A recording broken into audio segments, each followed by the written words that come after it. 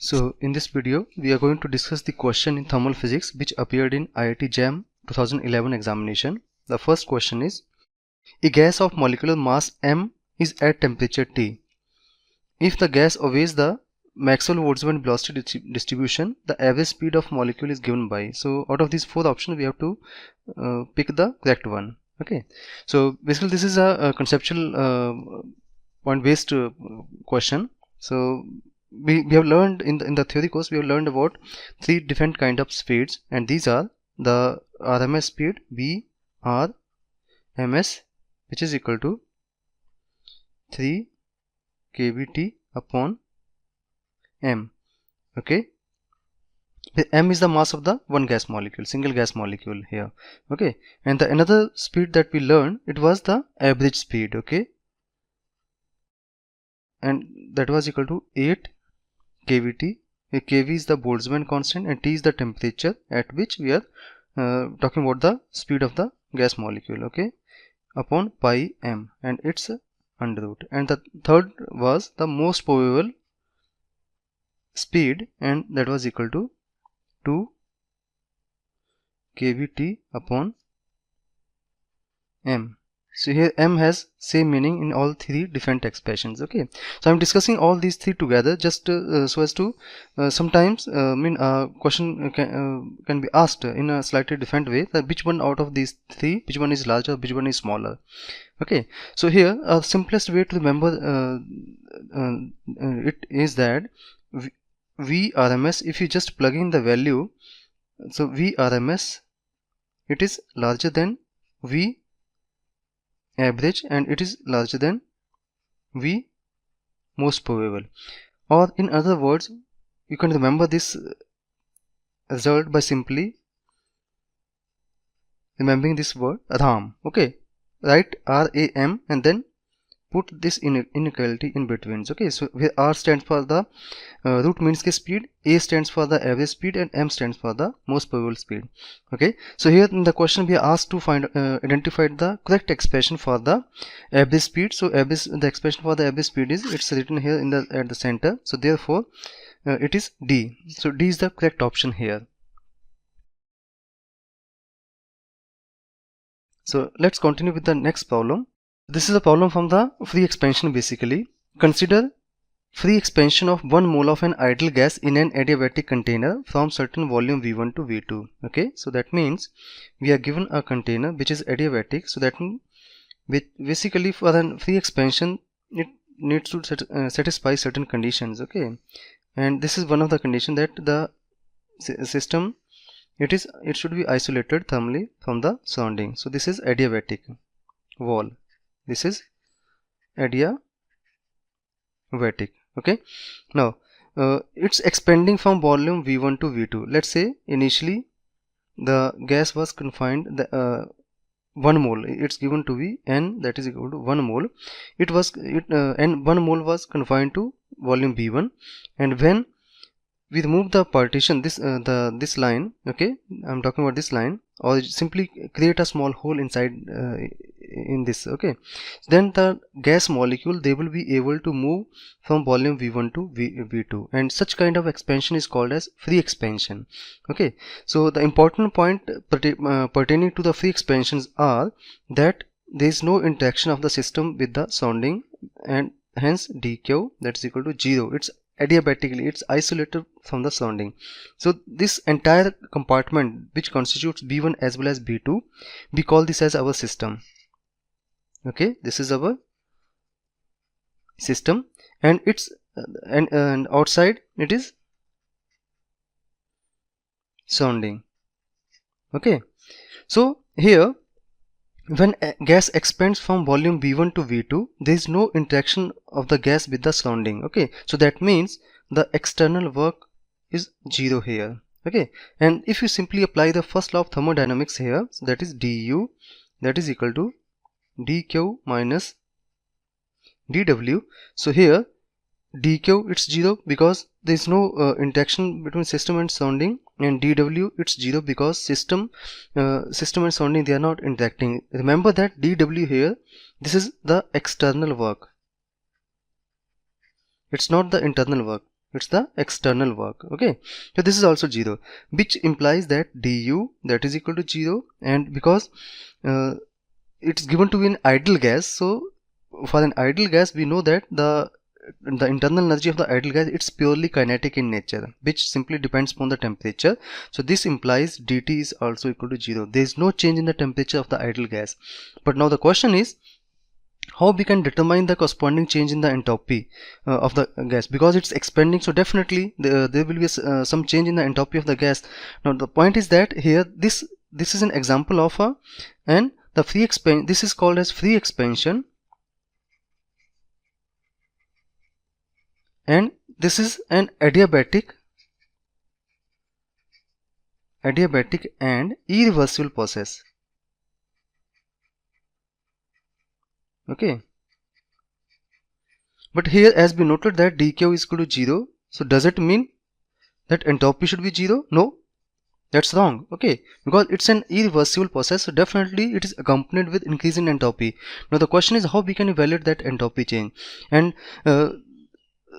that's done by simply replacing this adiabatic irreversible process with the exactly identical or imaginary isothermal process, because here we concluded that during this process temperature doesn't change, so that means it occurs isothermally also.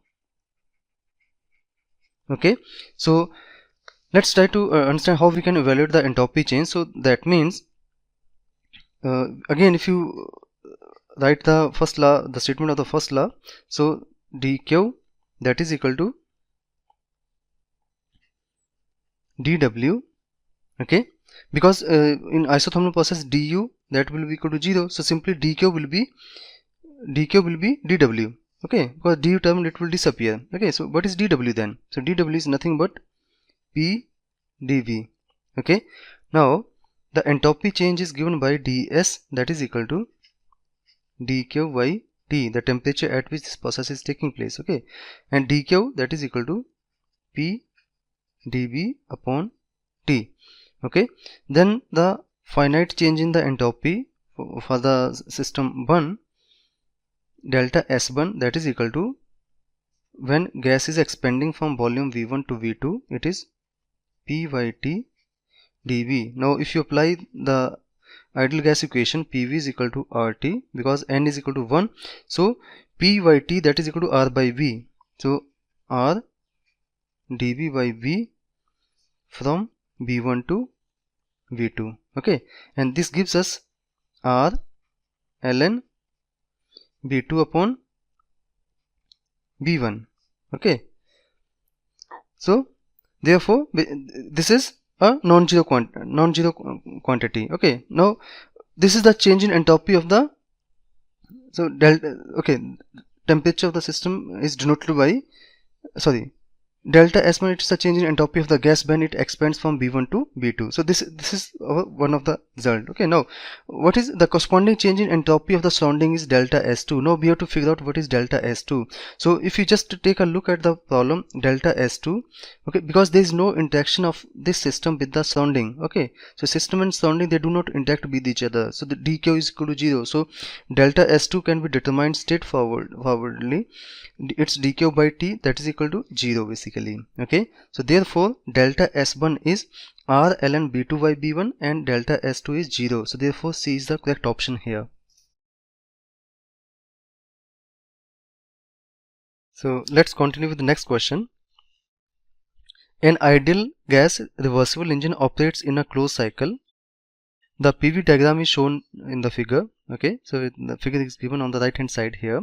Find out the efficiency of the reversible engine assuming both specific heat Cp and Cv as constants. Okay, and the second part is identify the thermodynamic processes and draw the corresponding Ts entropy temperature diagram schematically. Okay, so we will do these two parts one by one. So let's continue with the first one. Okay, so as it's given that, so we will continue with the process A and A to B. Okay, so process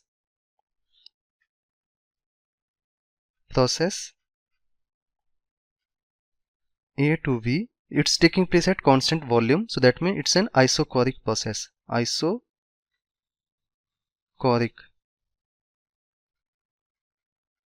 which means dV corresponding change in volume during this process, that is equal to 0. If dV is equal to 0, so that means we can simply write dW is equal to 0. Okay, so that means the heat energy change that is taking place during this process, if we write that as QAB, that is simply equal to NCV delta T. Okay, now this is further equal to NCV, the final temperature, which is TB minus TA.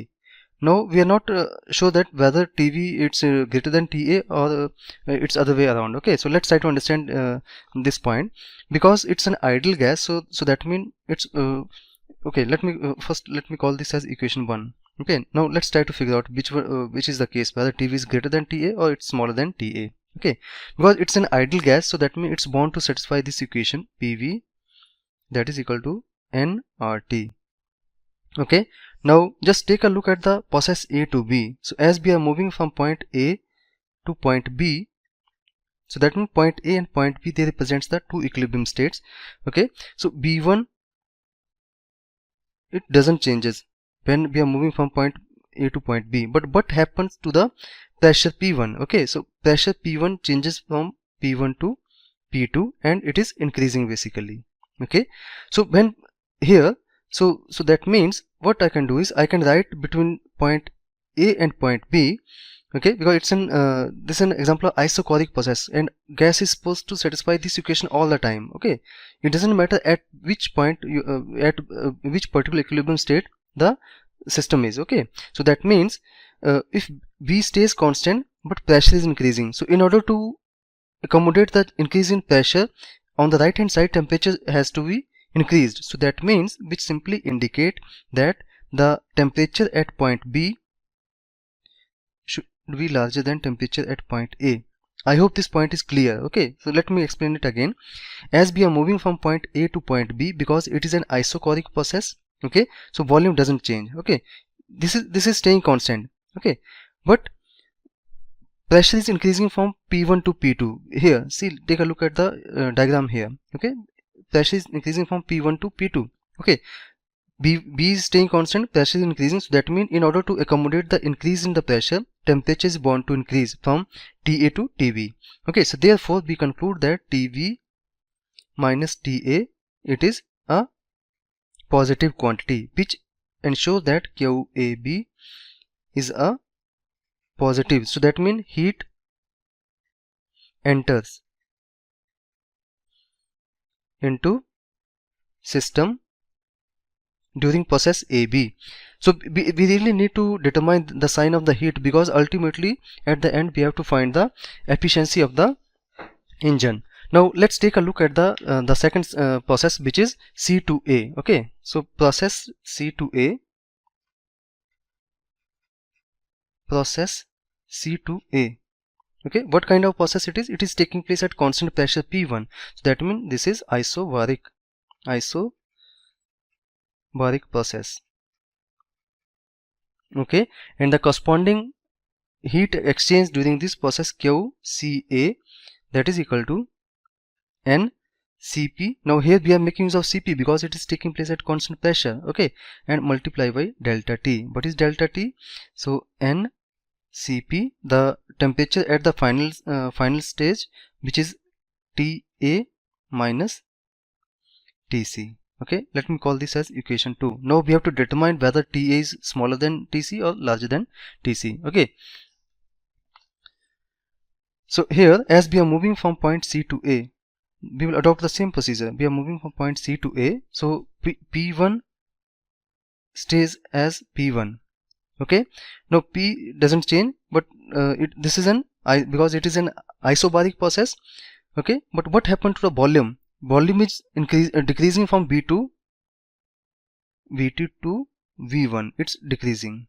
Okay, so here because volume is decreasing, so in order to accommodate the decrease in the product PV, temperature has to reduce while moving from point C to point A. So therefore TA is smaller than TC. So that ensure TA minus TC. This implies TA minus TC, it is going to be negative, which says that QCA will be negative, or you can say heat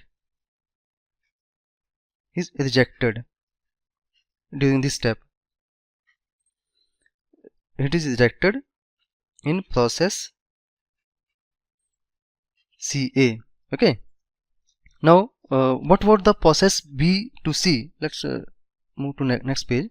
Okay. Because process BC is adiabatic,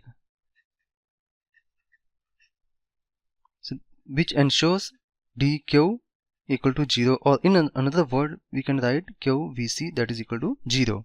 Okay. Now we will write the expression for the efficiency of the heat engine. So efficiency of heat engine, it is defined as eta that is equal to 1 minus q2, which is out or rejected, upon q1, which is heat entering into the system. And remember that these are the absolute quantities. Okay. So we have to take into account the the magnitude only. Okay. So this is equal to 1 minus what is q2 out, so that is heat rejected. Okay. So that means the negative, we have to take into account the negative heat, but because we have to consider only the magnitude, so we will reverse the this temperature. So instead of writing it like Ta minus Tc, we will write it Tc minus Ta, because then that will give us a positive quantity. Okay. Because to determine the efficiency, we simply need the magnitude, not the sign. Okay. So 1 minus n Cp multiply by Tc minus Ta divided by Q1 heat entering to the system, and that is equal to NCV Tv minus Ta. Okay. And this can be further rewritten as, so n and they will cancel with each other. Cp by Cv can be taken as gamma, which is adiabatic index of the gas. 1 minus gamma times Tc minus Ta upon Tb minus Ta. So this expression can be further simplified by taking Ta common. So this is further equal to 1 minus gamma and then Tc upon Ta minus 1 divided by Tb upon Ta minus 1. Okay. And this can be further rewritten in terms of the volumes. Okay, by simply making use of the fact that the process, because let me check whether I have given the equations number. So yes, 1 2, and let me call this as equation number 3. Okay. So further this can be rewritten by making use of the fact that process CA, it is isobaric. Okay. Process CA, it's isobaric, which implies that P1 V2 that is equal to NR Tc and P1 V1 that is equal to NR Ta. We are talking about the process Ca. Let me show you the diagram here. Okay, this process we are talking about. So at this point, the ideal gas equation will hold. So that is P1 V2 that is equal to NR and the corresponding temperature at this point, which we are calling as Tc. Okay. Similarly, at this point, the ideal gas equation will be what? P1 V1 that is equal to NR and the corresponding temperature Ta at this point. And at this point, the equation will be P1 B2 that is equal to NR Tc. Okay, so that's what I have written here. Okay, so from this result, so this imply the Tc by Ta. So because we require these ratios, so that's why we are doing all these things. Okay, so Tc upon Ta, that will come out to be equal to B2 by B1. Okay. Now similarly for the isochoric process we will have another parameter, it is, let me call this equation 4. Now for process AB,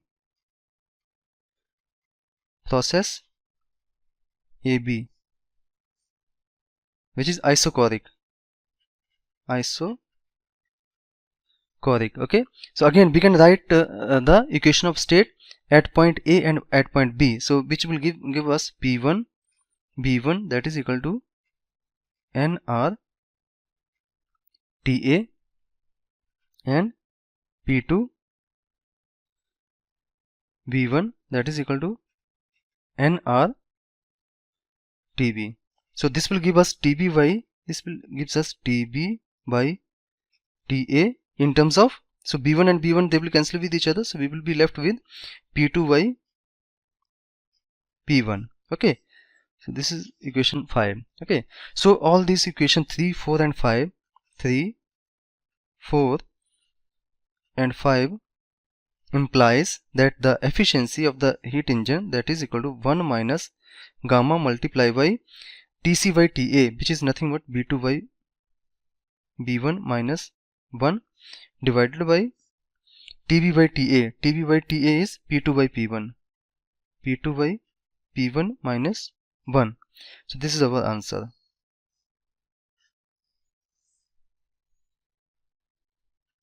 Okay.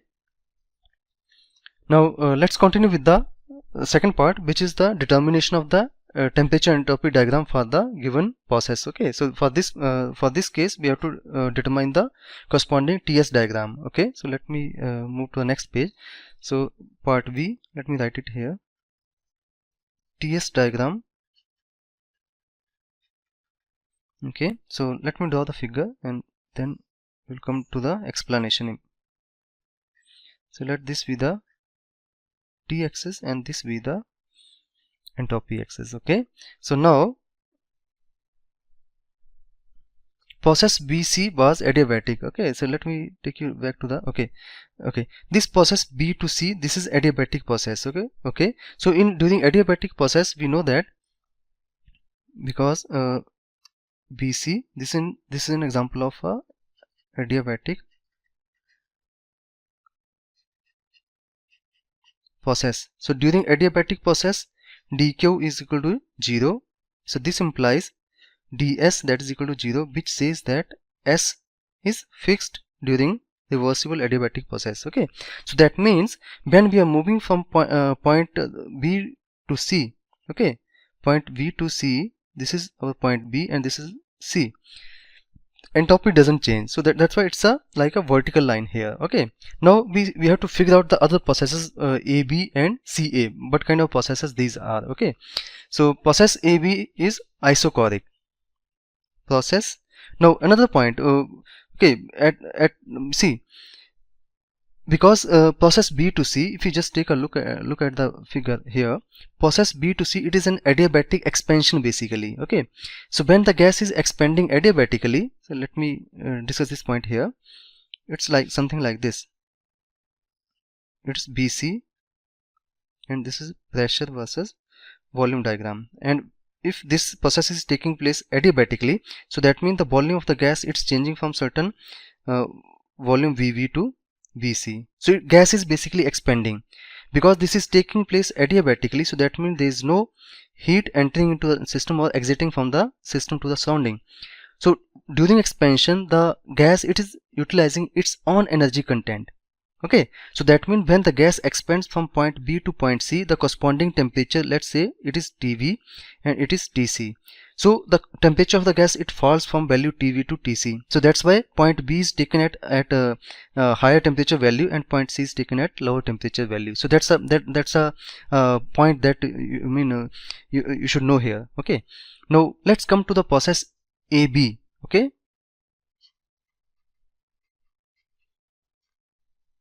process AB. So it is isochoric. So that means dV that is equal to 0. Okay, so in isochoric process dq that is equal to n Cb dt. and the entropy change is ds, that is equal to dq by t, that is equal to ncb upon t dt. So this result implies dt upon ds, that is equal to t upon ncb. Okay, now let's talk about the process C to A. So then I will discuss these two results together and then we will conclude it. Okay, now we are left with only one process, process CA. So process CA was, it was isobaric,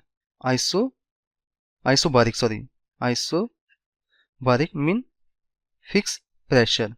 Okay, so during this process the corresponding heat change can be written as, this is Ncp, because it's at constant pressure, Ncp, and change in the temperature dt.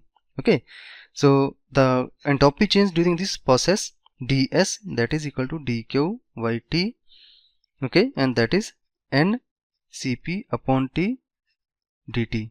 Okay, so this implies dt by ds when the process is taking place at constant pressure, this is equal to t upon Ncp, and let me write here at constant volume. Okay, now here, because Cp is larger than Cv, Cp is greater than Cv, so which quantity will be smaller? Okay, so this quantity dt by ds for the isobaric process, it is going to be smaller as compared to dt by ds for the constant volume process, because Cv it's smaller than Cp. Okay, so therefore while drawing these processes here on the diagram, on the TS diagram, we have to ensure that the slope of this curve, it should be larger than slope of this curve. Okay, so this can be done like this, something like this. Okay, so this is from A to B, and then okay, C to A. Okay, so this is isochoric process, and this is isobaric.